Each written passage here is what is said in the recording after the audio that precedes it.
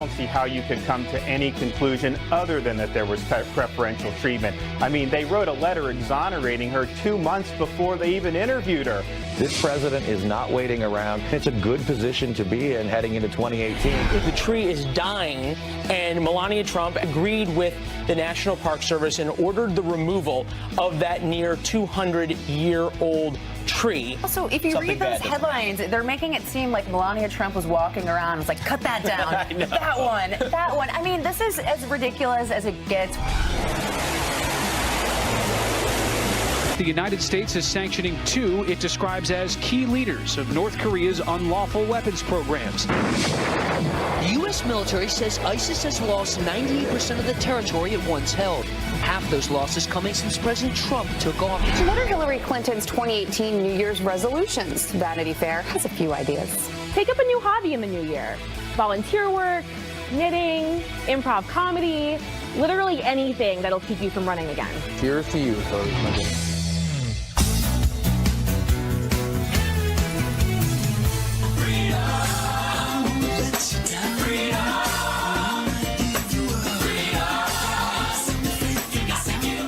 Leland's been our DJ all morning long. Good pick there, man. I can see him in the back with the, like the headphones and the. Just be happy. Just be happy that I'm not singing. Well, is it good? We are. No, just be happy I'm not. Well, thank goodness you're not. Lisa Booth, we're all in for Brian, Steve, and Ainsley, who have a well-deserved vacation this week.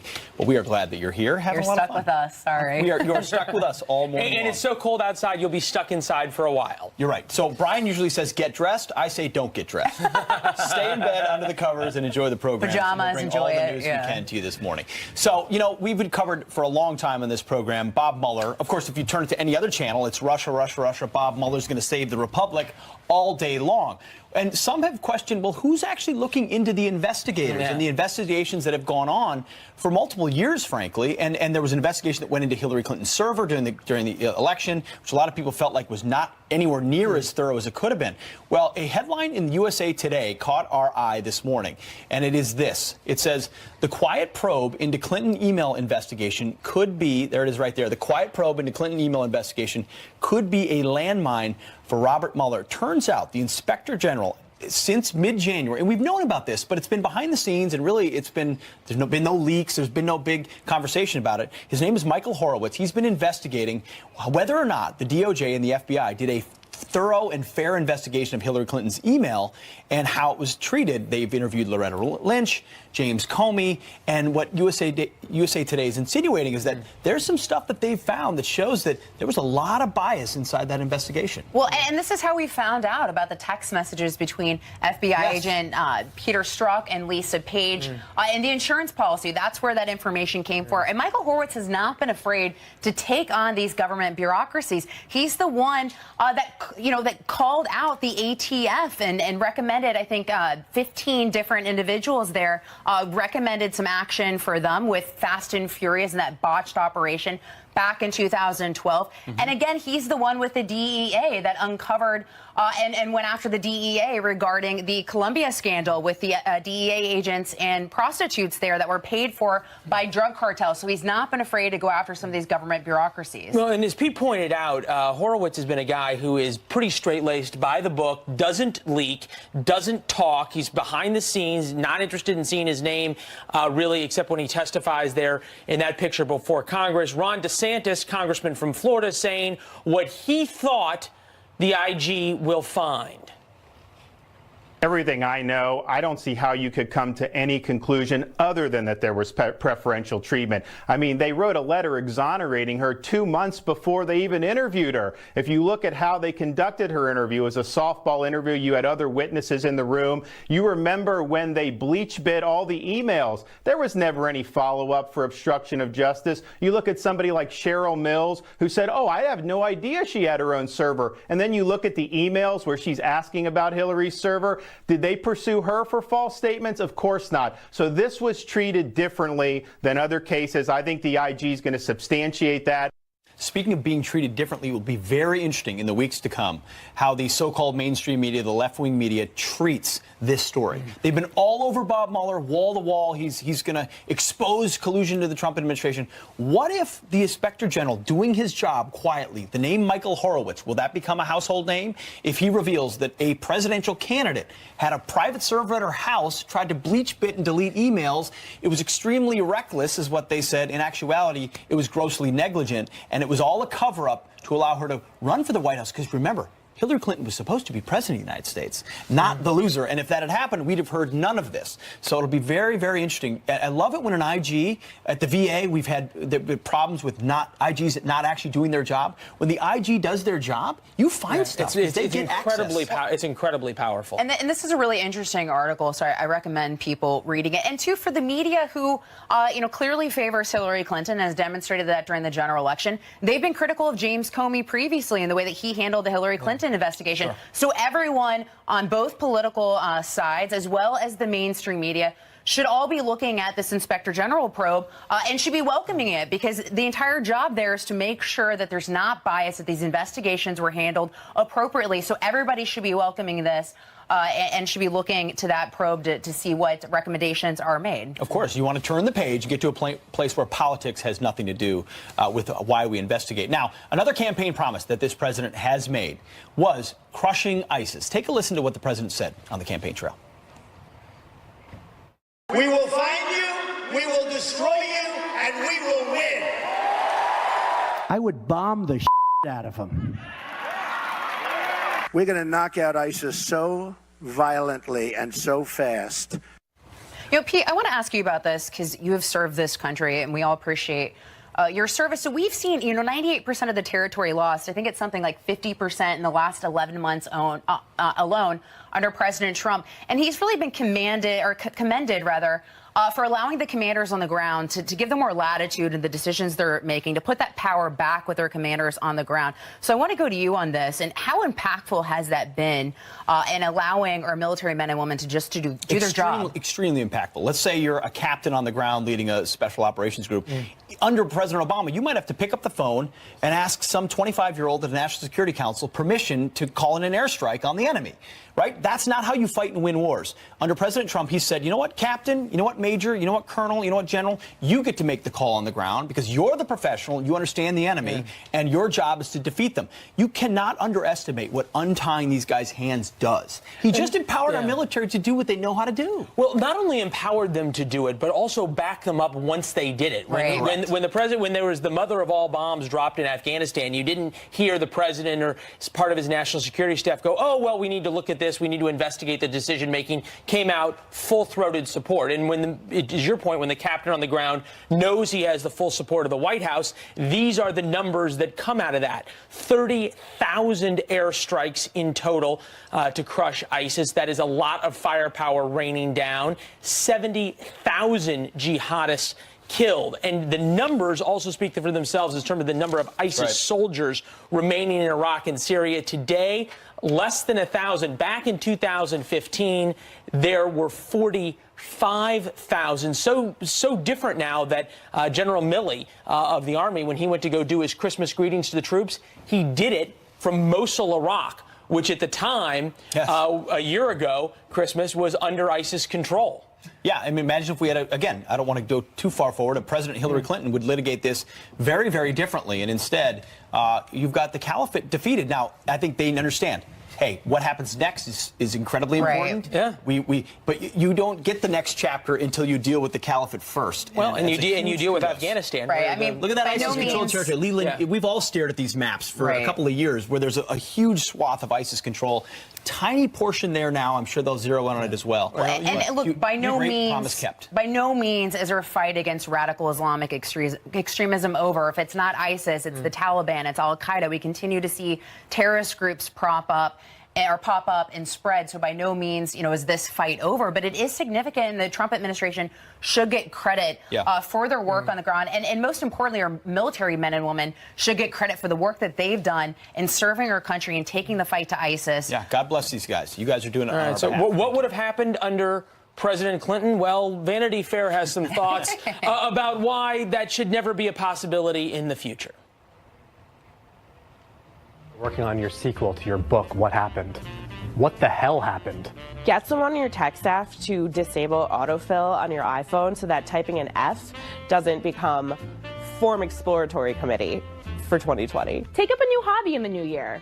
Volunteer work, knitting, improv comedy, literally anything that'll keep you from running again. To finally put away your James Comey voodoo doll.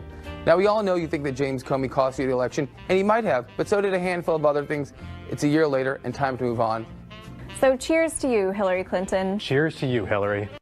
Vanity Fair, speaking a little bit of truth. These are Vanity Fair staffers or writers with their New Year's resolution to Hillary Clinton. So we asked all of you, and you're a creative bunch out there in Fox and Friends land, what would your New Year's resolution be for Hillary Clinton? Well, Kyle on Facebook said, I want her to try and run again so Trump can have an easy victory yet again. All right, and there's one more from Avril, and she says that Hillary Clinton needs to take pointers from us women who didn't vote for her in 2007 or 2016. So they didn't vote for her. So listen to them because she didn't address what they were looking for. Well, I mean, she really made it the center point, but I think a lot of women, you know, we care about other issues outside of just playing that gender card. Would have also helped if she went to Wisconsin one time. Yeah, exactly. I don't know. Voters live there too. All right, well, we're being told we need to move on. So, Jillian. Don't keep those emails coming down in our ears. Yeah, keep emailing us, friends@foxnews.com. All right, Jillian, what else is going on out there outside of this Vanity Fair a lot video? going on this morning, guys. So let's go ahead and get you caught up, starting with this story.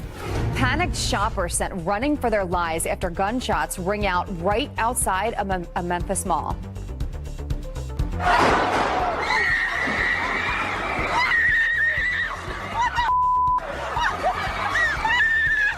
That video is intense. At least 3 people were shot after some sort of fight.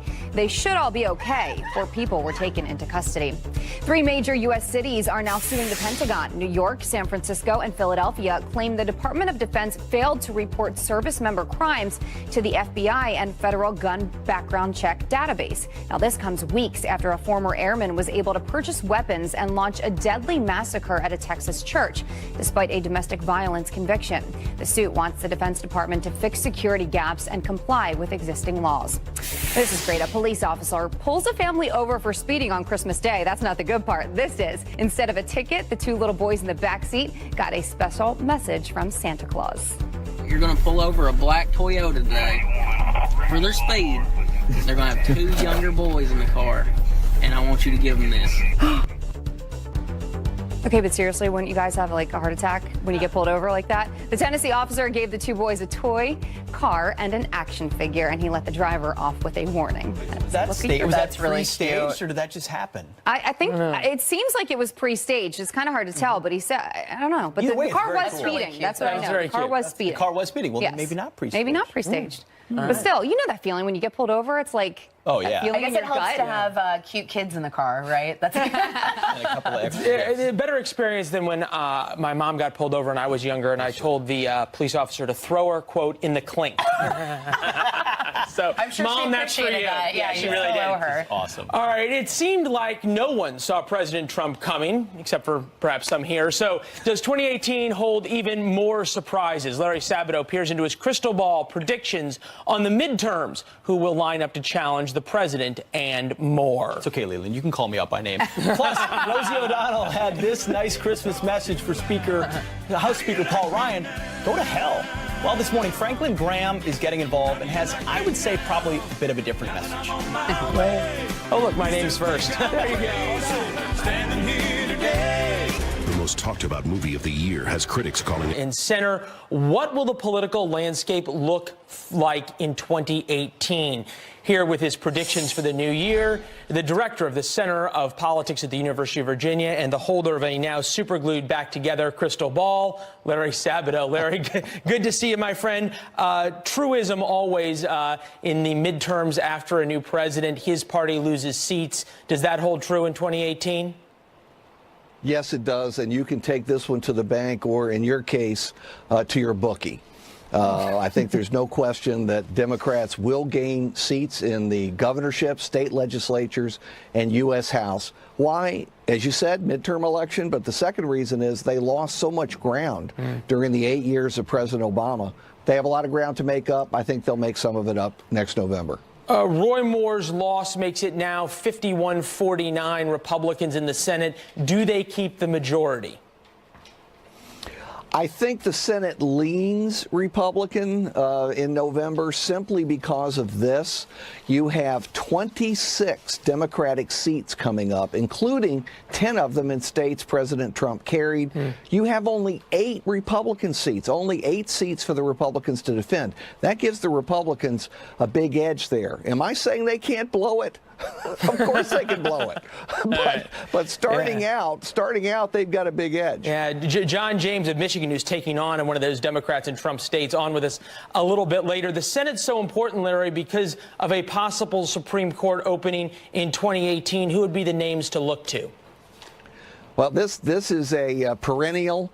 I'm going to keep predicting it until it happens. But I think in 2018, you will finally have another vacancy, either Anthony Kennedy or Justice Ginsburg. Could be somebody else, but it's time for another vacancy. And, of course, Armageddon will ensue. Yeah, battle royale in the Senate there. And that's something that even people who are rumored to be wanting to run as a Democrat in 2020 for the White House, they're already talking about how important the Supreme Court is. Absolutely. The 1,457 Democrats who are running in 2020 are all talking about the Supreme Court, and they're forcing the airlines to add flights to Des Moines. They're already flying to Des Moines. All their staffers are flying to Des Moines. It's great for the economy of Iowa.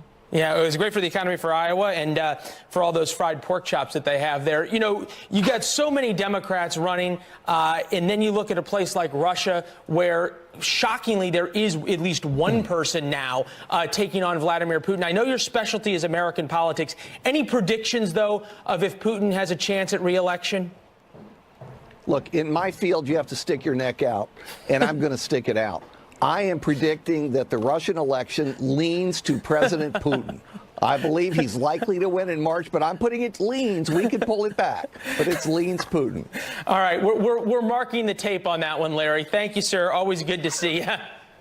Enjoy it. Happy New Year. And to you as well. Coming up, Prince Harry and former President Obama may be close friends, but the prince could be inviting trouble if he invites the Obamas to his wedding. We're going to explain that. And President Trump spent 40 hours tweeting this year, getting his message straight to the American people. Carly Shimkus looks back at the year in Trump tweets, coming up next.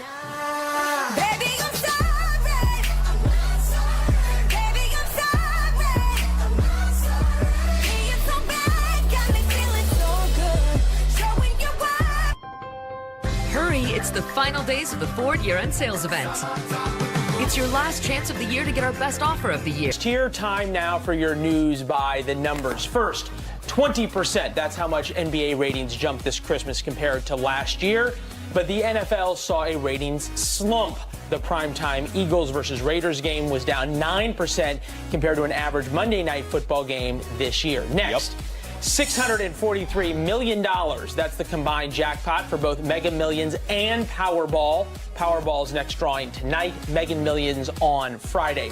And number one, Amazon's Echo Dot was the best-selling product on Amazon this holiday season. The retail giant says they sold tens of millions worldwide. The voice-controlled device cost $30. Shocking that the number one item on Amazon was an Amazon product. They didn't put their finger on the screen.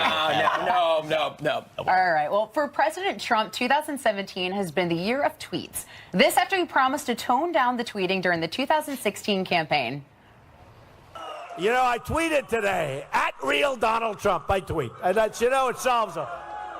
Don't worry, I'll give it up after I'm president. We won't tweet anymore, I don't think. Not presidential. Some of us always say, more tweets, please. Well, turns out he hasn't slowed down a bit. In fact, President Trump spent an estimated 40 hours tweeting from the Oval Office in 2017, taking his message straight to the American people. Here to break it down is Fox News headline 24/7 reporter Carly Shimkus. It's been a Carly, busy year yeah. on social media, thanks to the love it. president, right? Secret's out. He likes to tweet. He for sure those does, yeah. who are just Well, tuning you know what? in. There were a whole lot of questions at the start of this year because the president, he was the first president to actively use Twitter before coming into office. So was he going to use the @POTUS account or the @RealDonaldTrump account? Would he tweet less? Turns out he did not slow down whatsoever. He sent out an estimated 2,400 tweets this year. So actively using the old thumbs there. Of course. Now, you've broken down, I don't know how you spent a lot of time probably looking at all these, but what were the most Throughout the retweeted year, tweets that he had well, this year? number one, all three, his top three most retweeted tweets are a bit more controversial than they are policy-driven or inspiring. And number one goes to the video that shows him body slamming the CNN logo right there. So that, some people thought that was not very presidential. Others thought it was funny. I think, Pete, you fall into the category who thought it was funny. Both. Yeah. So that received about 360,000 retweets, making it his most popular tweet of the year. Okay. Number two, mocking Kim Jong-un, saying, why would Kim Jong-un insult me by calling me old when I would never call him short and fat? Oh, well, I tried so hard to be his friend, and maybe someday that will happen. Number three, the infamous Kafifi tweet, of course, saying, despite the constant negative press, Kafifi. Popular opinion on that is that it was a typo. Yeah. He was, meant to say coverage. That was the third and- most retweeted tweet of the year. That's right, yeah. It is And it was also- taken I think down. That might be so my probably- favorite one, to be Yeah. honest. It's Of also the course. name of my fantasy football team, the Kafifis. Kafifis? That sounds like a band. All right, so Somebody's what got to are, get on that. what are some other popular tweets? Well, usually his tweets fall into three different categories, and one of them is personal attacks against political adversaries or people in Hollywood or members of the media, like this one attacking Arnold Schwarzenegger, saying, yes, Arnold Schwarzenegger did a really bad job as governor of California, and even worse on The Apprentice, but at least he tried hard. Another style of tweet, of course, slamming the fake news media. He used that phrase, fake news, 160 times this year on Twitter, so that was a very popular style of tweet for him to send. Number three, though, of course, policy tweets. This is, of course, one of the reasons why he was elected into office, because he was able to get his message straight out to the people. An example of that is on the travel ban. He said, that's right, we need a travel ban for certain dangerous countries, not some politically correct term that won't help us protect our people. Of course, his base would love that tweet, talking about politically correctness and also the travel ban. You said as well. to the tweet previous, though, that fake news is his most used phrase That's right. on social media. That's right. Yeah, unbelievable. Well, and also just in stump speeches and interviews as well. I mean, we've heard him use that phrase quite often. Yeah, so, some people say that he should not tweet as much as he does. In July, he sent out a tweet saying, my use of social media is not presidential, it's modern day presidential, which he's I think, labeling his own. is right. There's another side to this. He gets so much criticism for this, but what a powerful political tool. Ron DeSantis, Absolutely. who we had on earlier, a congressman from Florida, who the president tweeted about on Friday, said the response he got from the president's tweet about him was unlike anything he had ever seen, and that was actually a very positive tweet. And not only that, but I mean, when you look at a lot of the media coverage and 80%, 90% is negative, this is how he gets his message out. But he's also tweeted about the show that we're on right now and Fox and Friends. So what about that? More so than any other show. Of course, he has tweeted about 100 so times. I think he's mentioned Fox and Friends on Twitter. I want to know what he's going to say on New Year's Eve, because last year on New Year's Eve, he sent out my favorite tweet of all time. Happy New Year to all, including my many enemies and those who have fought me and lost so badly they just don't know what to do. Love! Exclamation point. So I'm That's a hoping nice way to end it, love. Yeah, a little positivity. Put a little bow on it. Yeah. We'll be looking very out this interesting New Year. stuff there. Carly, of well course. done. Thank you so much. Thank you, Carly. All right, Thanks, Carly. All right, well, Rosie O'Donnell had this Christmas message for House Speaker Paul Ryan. She said, go to hell. This morning, Franklin Graham is getting involved, and he's got another take. Not very nice. And we know Batman can save Gotham City.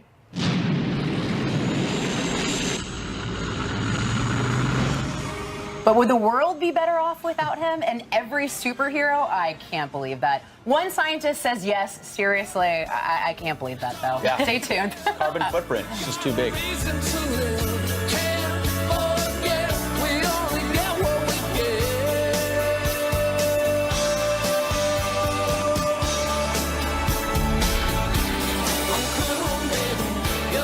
You wouldn't believe what's in this keister. A farmer's market, a fire truck, even a marching band.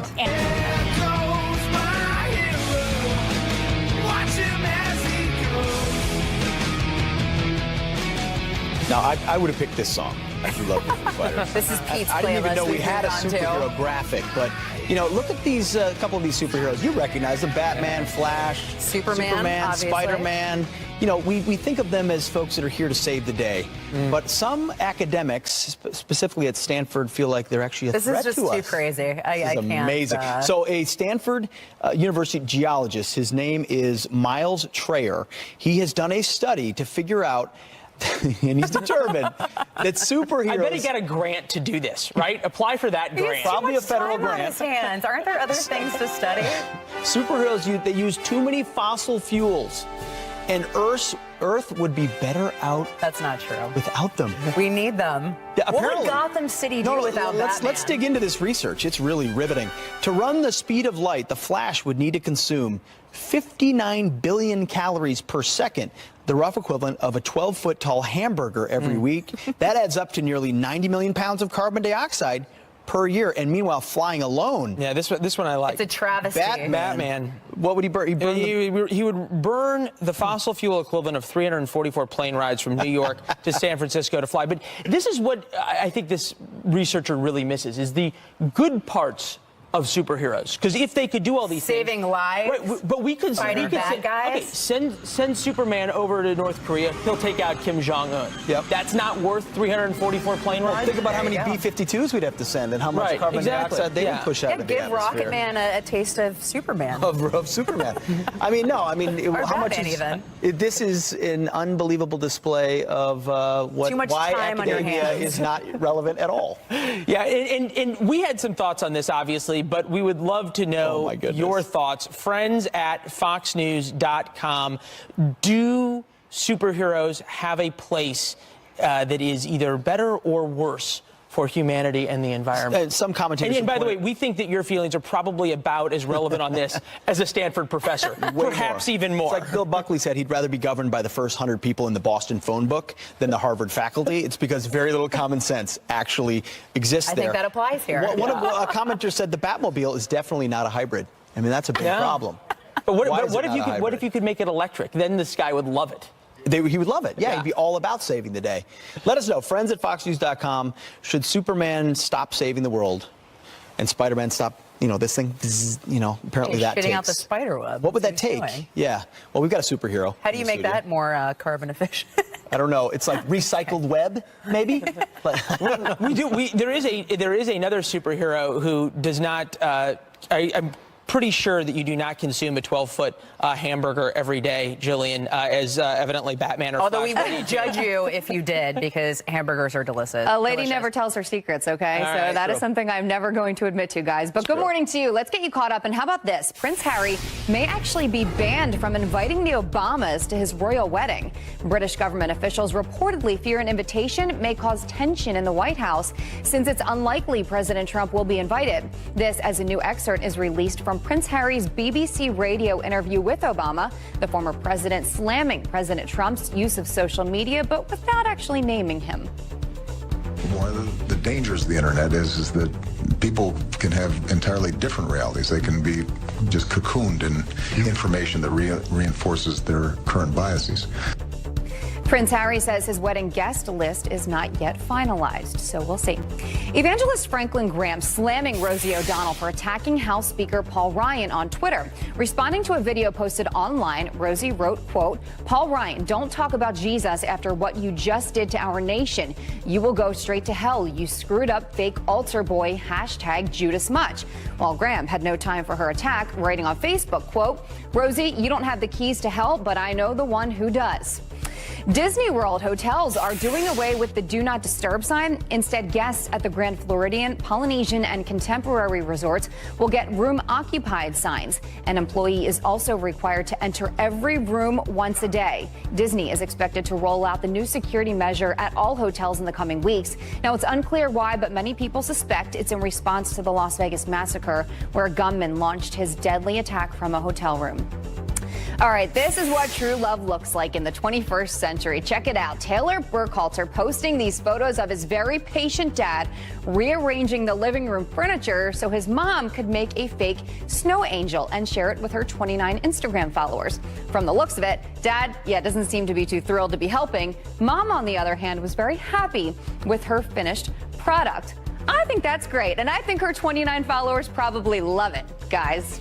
Also, I absolutely love the husband's face as he's taking the video of this happening, just being like, seriously? Like, really? This is what my life is right now? That's exactly right. But I also love the wife for doing that because it's hilarious. She had 29 followers before this. Right. Yeah. A few more now. We need to We're check all following her A now. little bit of creativity and hard work. That's what you get. Jillian, thanks a lot. Yep. Appreciate it. All right, now we're going to toss out to Adam Klotz, who's got some of our weather for us this morning. Adam, good morning. Hey, good morning, guys. Guess what? I'm not the only maniac that's standing outside at this point. We don't see you. We don't see you. Do you see me now? There you are. Am I here now? There Okay, you are, guys. Adam. Hey, I'm not the only maniac standing out here on the plaza this morning. It's cold, but I got only two other people brave enough to come out here with me from Atlanta, Georgia. What's your guys' names? My name is Rose. Jill Schmidt. And you know someone who's sitting at home much warmer than you. You want to give a shout out? Yes, our dad who sent us on this trip for Christmas. Okay, Atlanta, Georgia. Obviously, feeling a lot nicer there when you're indoors. Here's what it looks like on our maps. Wind chill all the way from the northern plains stretching into Maine. Those are wind chill warnings. It is frigid out there. These are your current feels like temperatures. 20 degrees below in Chicago, 30 degrees below in Fargo, 13 degrees below in Kansas City.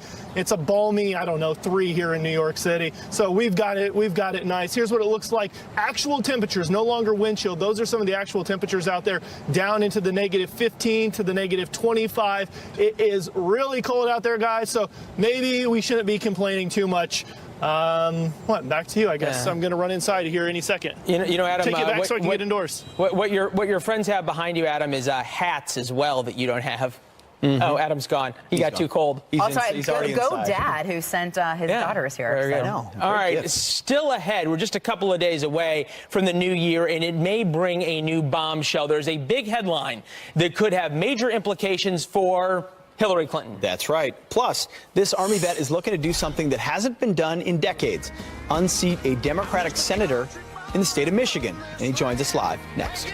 But first, the trivia question of the day. Born on this day in 1966, this wrestler had a short stint in the NFL before joining the WCW. But who is he? Be the first to email us at friends@foxnews.com with the correct answer. I think I know. Do you?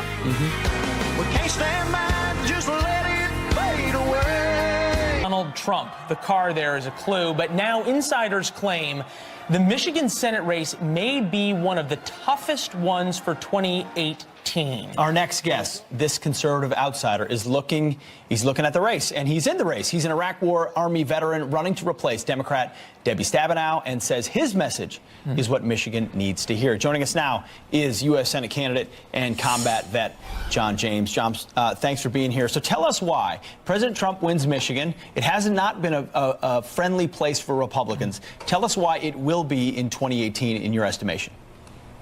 Well, I'll tell you what, in my estimation, people in the state of Michigan are sick of the Democratic brand of dependency that's being peddled by the powers that be in Washington, D.C.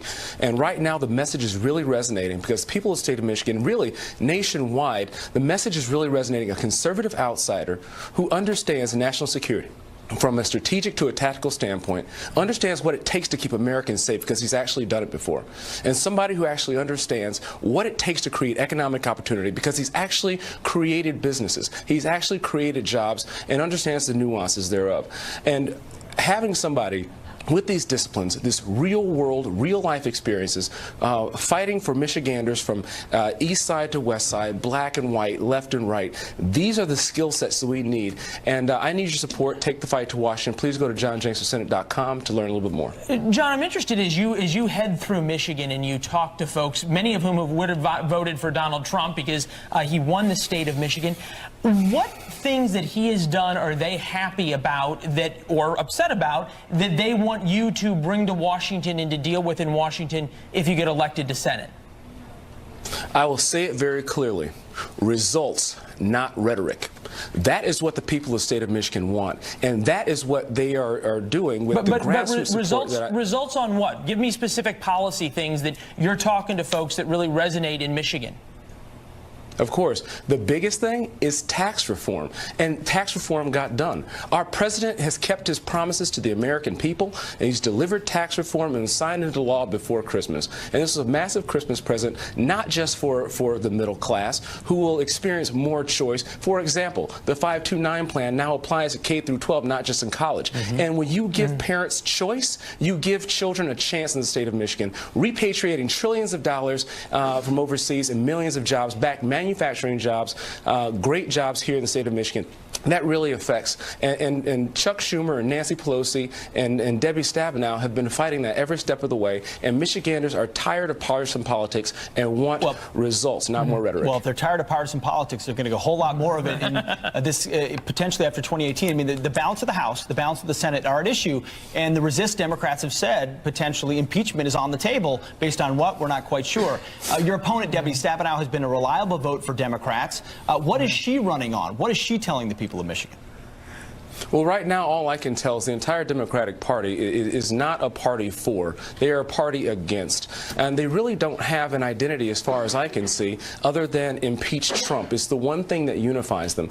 And what unifies us, our conservative values, is bringing people together, moving everybody up, allowing everyone to have access to the American dream. And these are the same people who refuse to accept the results of the 2016. These are the same people who are trying to revise the duly elected president and who will allow Michiganders and Mississippians and to be dictated to from New York and California. We, the people, haven't delegated certain authority to the federal government, and I aim to protect the liberties of Americans and Michiganders in the floor of the U.S. Senate, just like I did when I was deployed to Operation Rocky Freedom. So, John, if you make it to the United States Senate, fair to say that the Republicans will not have a 60-vote majority. You're going to have to compromise with Democrats on things like getting defense spending, like trying to have immigration reform, like getting funding for the wall. Give us what's happened to you in your business career, perhaps also what you learned from your time in the service, that you're going to bring to Washington to be able to negotiate, to be able to make deals with. Well, I'll tell you what, people who believe that CEOs and Army combat veterans officers rule with an iron fist watch too many movies. I have been working from the battlefield to the boardroom to get buy-in, to get people from different skill sets, different coasts, different genders, different ideological processes to work together toward one goal, toward one mission, and we're making sure that we're staying true to our conservative values, but making sure that we can execute on the issues. I truly believe that more unites us than divides us. And there's plenty of confusion, and I believe having somebody who can unite and execute and get results, somebody like me is... Somebody who can unite and execute and get results. Somebody like me is right for the U.S. Senate. I hope real skill set. I hope you're right, but I don't know all that much of what unites, at least politically and ideologically right now. There ain't a whole lot of common ground. So if someone can walk in and do that, that would be significant. Otherwise, a lot of conservatives saying, "Hey, we need another reliable conservative vote," which I'm sure you'd say you are as well. Absolutely. And if you can tell exactly how conservative I am, go to johnjamesonsenate.com and learn about the values and how we're going to take the fight to Washington. Yeah, learn a lot about your service there, your time as a helicopter pilot, your time at West Point. John James from the great state of Michigan, great to have you, sir. Thank you, sir. Appreciate it. All right. Thank you for having me. All right, still ahead. Snowflakes and safe spaces are dominating college campuses these days. This is not a safe space, in case you didn't know. But our next guest is looking to change that by creating a school of his own. And talk about going out on a limb. The media claiming First Lady Melania Trump is chopping down a 200-year-old tree at the White House. She's going to do it with an axe herself. Now, that would be news. But there's another side of the story that shockingly, well, they're not telling you. We will.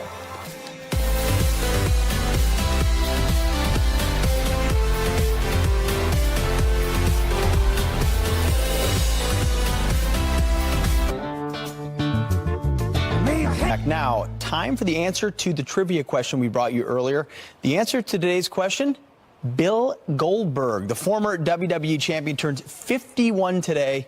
And our winner, Mark, Any mark from Las Vegas. No, Were there's you probably right? one mark. No, I was not right. I pretended like I knew it, but I didn't. So you'll be getting a copy of Brian's newest book, Andrew Jackson and the Miracle of New Orleans, and it's a twofer, Ann Ainsley's new book, Through Your Eyes. Mark, congratulations. Well done. Appreciate it. When you think of college campuses today, many think of snowflakes, safe spaces, and liberals screaming at the sky. But a brand new college in Massachusetts is looking to change that. Sattler College will focus on the 3 C's: core academics, Christian character, and keeping the cost of an education down.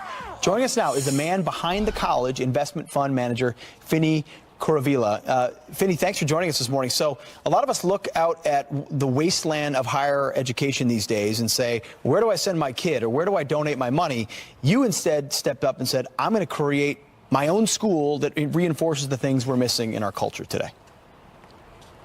Yeah, that's right, Pete and Lisa. Thanks for having me on your show. Yeah, in a sentence, the modern higher educational system is too expensive, it's academically weak, and it's hostile to faith. And these institutions are very resistant to change, and so we decided to create our own college here in Boston, Massachusetts. And Finney, you focus on character, which isn't often something we see in recruiting tools or information from college campuses as a reason to attend that school. Why is that so important to you? So when you look across the country, across a wide variety of metrics, whether it be pornography addiction or drug use or cheating, sexual promiscuity, you name it, the average student is worse off after 4 years than they were when they began. And that's a terrible tragedy, but most people are simply focusing in on the GPA and on their transcripts rather than the whole person. The original vision of college and university was about developing the whole person, and we feel like it's time for a revolution to get college back on track to think about character as much as it thinks about developing the mind. We are a Christian institution, and we feel like that provides us a solid worldview around how we can ground students and properly develop them as a whole person and as a follower of Christ. Finney, you said you're going to be making sure tuition is affordable, $9 grand a year for a private school, 5 majors to start: human biology, computer science, biblical and religious studies, history, and business. You say you'll eventually expand into journalism. Can we ramp that up a little bit? Get some good folks into journalism? Will you help us out at Sattler College? We'd love to do that. Okay, good. No, it's the mission. Let's put the mission of the campus up on the screen, if we would. I know we have it. It says Sattler College seeks to prepare students to serve Christ, the church, and the world. Our mission is to provide classical education that instructs the mind, disciplines, discipleship that shapes the soul, and inspiration that inflames the heart. You talk about classical education. My 3 boys go to a classical school. It's lost mostly in modernity today, but really prepares people to be good citizens. Yeah, that's right. So one of the things that we would actually say is that we're actually simply going back to how education once was. So, for example, to graduate from Harvard and Yale and Princeton and those kinds of schools a couple hundred years ago, you would have had to show proficiency in Hebrew and Greek and Latin and understand church history, understand how to read the Bible, understand theology, understand apologetics, a lot of those tools. And today that's basically lost. Thank you, Finney. We unfortunately have to cut you off. Sorry, but we're I want to running make out sure of time. it's No Sattler problem. College. Thank you for what you're doing. Coming up next, good luck RNC to you. Chairwoman Thank you. Donna McDaniel. Thank you. I am totally blind.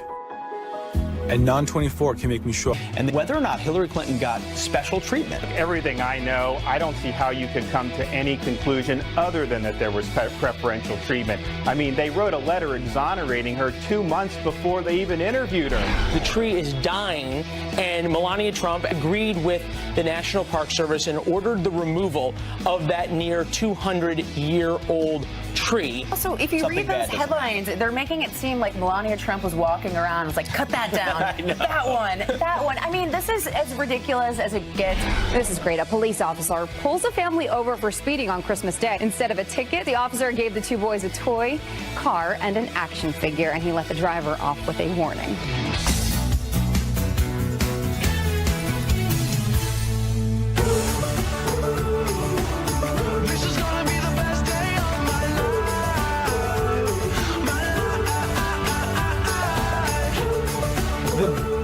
The best day of your life because it starts off with us here together, right? This strikes me as a little bit of hyperbole.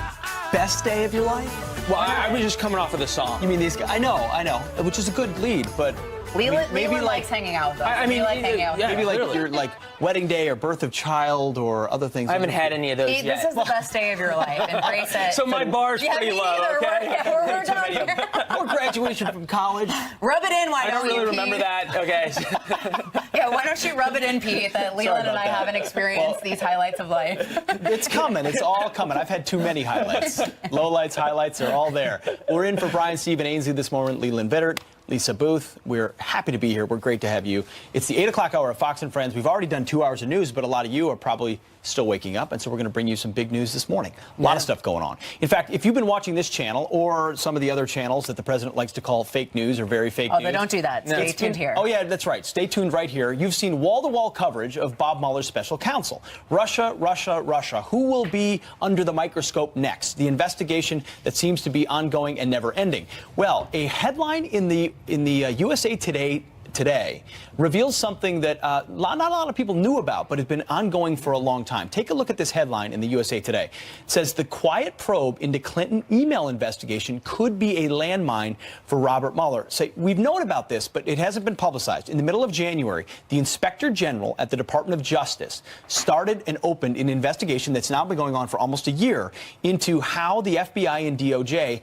handled the investigation during the campaign into Hillary Clinton's private server, the one where a lot of people wonder why she was exonerated by James Comey 2 months before she was actually interviewed. Yeah. The man in charge of this investigation, the IG, his name is Michael Horowitz. He's not a household name. He might be eventually, because what they've revealed in this through interviews with Loretta Lynch, James Comey, and others, we learned about the Peter Strzok emails with Lisa Page because of this investigation. Yeah, we also learned what you pointed out, which was the exoneration letter was written 2 months before the interview with Hillary Clinton, possibly also that Hillary Clinton was specified as getting preferential treatment during this investigation. That's right. They even use that word. And Michael Horowitz is also the individual. He has looked in to Fast and Furious with the ATF back in 2012. He also looked into the Columbia scandal regarding DEA agents and their ties to prostitution there, paid for by the drug cartels. So this is a guy who is no stranger to looking into some of these agencies, shining a light on them, and calling out some of this corruption. So it'll be quite interesting to see what he does with this probe. And as you pointed out, Leland, he's already unearthed information, particularly the text message exchange between Peter Strzok and Lisa Page and the insurance policy that they mentioned in that text message. That's right. I wonder if former philosopher James Comey will come out in his Instagram account and tweet the wise tweets about Michael Horowitz. It gives a lot of hope to people that feel like a lot of our institutions have been infected by partisanship or political or the deep state, or even self-gain. You could perhaps even read about it in James Comey's new book that he has coming out. It's true. And I think the important thing right now is, as Leland mentioned, so many Americans have lost faith in our government institutions. So it's important that we have these checks and balances, that there's oversight to ensure that there isn't political bias at places like the FBI. And we asked Congressman Ron DeSantis about that this morning. Take a listen. No, I don't see how you could come to any conclusion other than that there was preferential treatment. I mean, they wrote a letter exonerating her 2 months before they even interviewed her. If you look at how they conducted her interview, it was a softball interview. You had other witnesses in the room. You remember when they bleach bid all the emails. There was never any follow-up for obstruction of justice. You look at somebody like Cheryl Mills, who said, oh, I have no idea she had her own server. And then you look at the emails where she's asking about Hillary's server. Did they pursue her for false statements? Of course not. So this was treated differently than other cases. I think the IG is going to substantiate that. This is not a political probe. That's very different. This is not, President Trump saying, go after my opponents. This is the Inspector General. It started actually while the transition was still happening before the inauguration. It's almost been a year. And this report will come in 2018.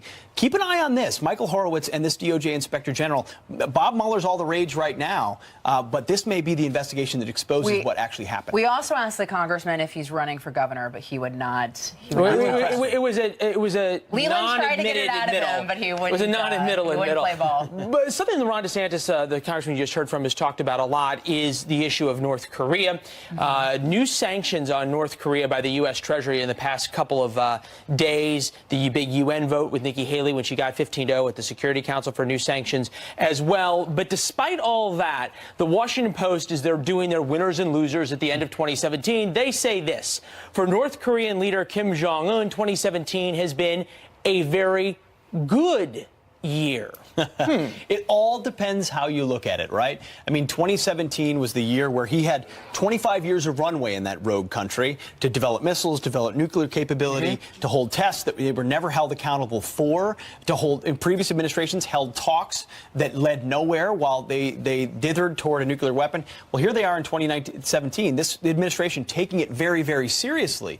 But the options to what to do with that regime are all tough ones. And we've also seen reports that Kim Jong-un doesn't quite know what to think of President Trump. He doesn't know what he will do. He doesn't know what he is capable of. So he is clearly on his heels, at least in the sense of, not knowing what potentially could happen or what the president is capable of. The piece points out that he has consolidated power. He's killed anyone that would challenge him. He now, if they can actually get a delivery mechanism that re-enters, and with the nuclear warhead that they have, he's in a more stable place. But I think he would be in a far more, this is not hyperbole to say, a far more stable place if Hillary Clinton were the president, because she would have taken a more conventional approach, which has been seen not to work. So when you've got an outside-the-box president... Didn't work for her husband. Didn't work for her husband, didn't work for George W. Bush, didn't work for Barack Obama across party lines. This president's saying, we got to try a new approach. We're not sure what 2018 will bring for Kim Jong-un, but if he thinks he's going to sit there kindly, and 2017 was his cushion year, we'll see what happens. Well, and on to some other ridiculous headlines. So Melania Trump is taking heat right now for cutting down a tree that was 200 years old, the removal of this dying tree. But the reason why she removed it is because it was dying, and it was recommended to her to cut it down. Leland, you had talked about this earlier with some insight onto it. Why don't you let the viewers know? There is the tree. Now look at the headlines about it. Melania Trump orders removal of near 200-year-old tree from White House. CNN, exclusive, iconic White House Christmas tree to be cut down, and we will provide the sound effects. Leon, talk about the positioning of that tree. Okay, so the tree is just next to the South Portico, where President Trump walks out and then walks to Marine One. The tree is also where all of the news media stand, as the president sometimes comes over and talks to us after he's landed from Marine One or before he heads out to Marine One. So think about if this dying tree that clearly the National Park Service that takes care of the grounds at the White House hadn't been cut down, and because Melania Trump saved the tree and then it wiped out the entire White House press corps when it fell over, calamity ensues. And I had mentioned earlier on the show, if you read some of these headlines and you didn't know the backstory that Leland just gave, you would think that Melania Trump was just walking around the White House grounds with a chainsaw. Yeah, just chopping them down, that one. I mean, it really is, if you just read the headlines and you didn't know the backstory, you didn't have Leland on the couch to explain it, you would have no idea the backstory there. It's important quite to crazy. know that everybody who wrote this story, CNN, their reporters stand in the same place I did when I just talked about this tree. Time Magazine, Newsweek, their reporters were all there. None of the context to this was given. You didn't need me. You just needed them to have provided the context. Who again was president in 1971? I can't remember. Was it LBJ? It was LBJ. LBJ. So in 1971, a limb fell off, and they poured cement into the side of the tree, and it didn't take very well because cement doesn't work well inside of trees, or at least that's what I read in the reporting. So it's funny. So President Trump and Melania, they get the blame for all the poor maintenance of this tree, which, by the way, was planted by Andrew Jackson. So it's historic in why it's there and why people want to protect it. But if it's dead, it's dead.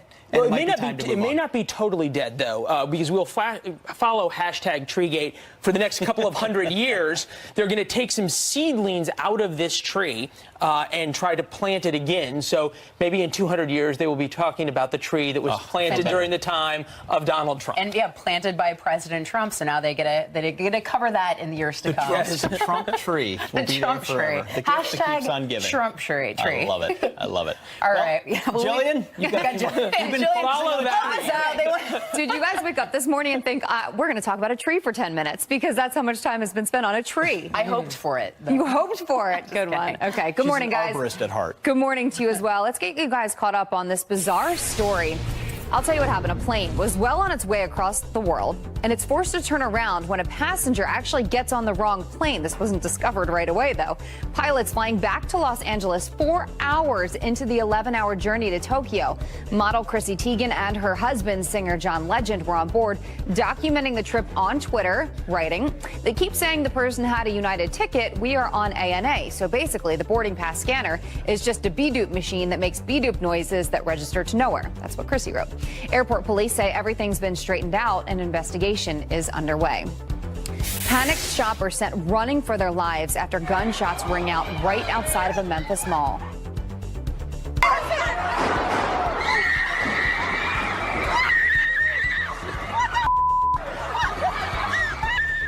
At least 3 people were shot after some sort of fight. They should all be okay. 4 people were taken into custody. Turning to extreme weather, a bitter Arctic blast gripping millions of Americans across the country. 20 states from Colorado to Maine under a wind chill advisory. Parts of New York and Pennsylvania could see up to 6 feet of snow on the ground after a winter storm already dumped record 34 inches on Christmas Day. And there's a deep freeze in the Midwest. People in Wisconsin waking up to temperatures falling to 16 below zero. Sad chilling. Israel could soon name a train station after President Trump. The project would be part of a brand new high-speed rail line to the Western Wall. Israel's transportation minister proposing the idea after the president's historic decision to recognize Jerusalem as the capital.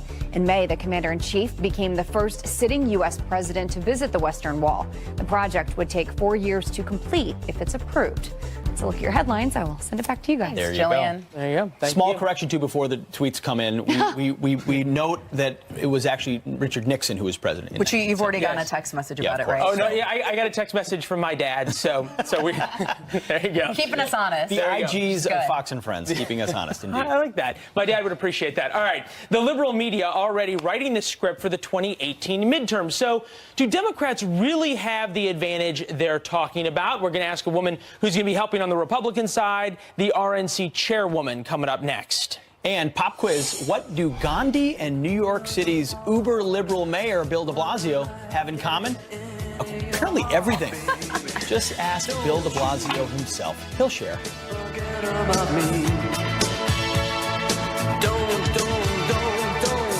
Well, the liberal media setting their sights on Democratic House and Senate victories for 2018, but are they writing off Republican chances too soon? Let's ask RNC Chairwoman Ronna McDaniel joining us live. Nice to see you, ma'am. Good morning.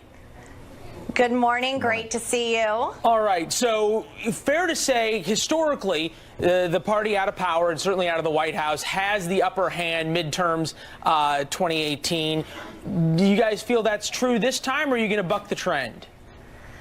Well, we've been preparing for that. We know historically the party that holds the White House loses seats in the midterms, and that's why the RNC has been on the ground from the beginning of this year. We're already in 21 states working our field program. We've raised unprecedented amounts of money that we're putting into these states early, building out our field program so that we can win in these midterms. And then let's look at the record of Republicans and this president this first year. Unemployment at a 17-year low, consumer confidence at a record high. You look at the Dow. You look at these tax cuts, so what it's going to mean for the middle class to get more money in their paychecks. We are delivering on promises that we made. We have an accomplishment column that is very large, and the Democrats have nothing to run on. They've done nothing this year, and I just don't think that's going to resonate in 2018. Just to push you on that, why do you think that's not showing up in polling? Because you look at the generic ballot, Democrats are up by double digits on that. You look at even with the tax reform law, we know that even liberal groups are saying that 80% of Americans will get a tax cut. But you look at polling even from the Wall Street Journal saying that only 17% of Americans think they're getting a tax cut. So why is what you just said, why is it not translating to what the polls are showing? So we're in the battleground states at the RNC, and we're dealing with the voters that we're directly going to be looking for their votes for come November of 2018. And that's where we see the numbers very positive for the tax cuts and for tax reform. And we take those numbers to the president. So overall polling across the country maybe don't show that. You've got to look at the sample size. But as we're in these battleground states, and that's the benefit of the RNC, we're in there early. We're talking to our voters early, and this is resonating across the board. You know, it's interesting. Joe Manchin went home to West Virginia to a big banner that said, "We'll remember in November." And because of our field program, we're on the ground in unprecedented levels before a midterm election. We are going to make sure that voters remember in November that Democrats voted no across the board for middle-class tax cuts. And as this economy continues to roll and we see GDP grow and we see jobs come back and we see wages go up, we're going to make sure voters know that it's Republican leadership under the leader of President Trump, the leadership of President Trump, that have done this. And Democrats have sat on their hands and doubled down on this resist and obstruct playbook that's not working for the American people. But it's not just Democrats. You talk about starting early. Never Trumper Jeff Flake has come out and said the president is inviting a challenge. So as you talk to the grassroots, is there a base for a challenge to this president, or is this just the Republican resist movement in its last gasp?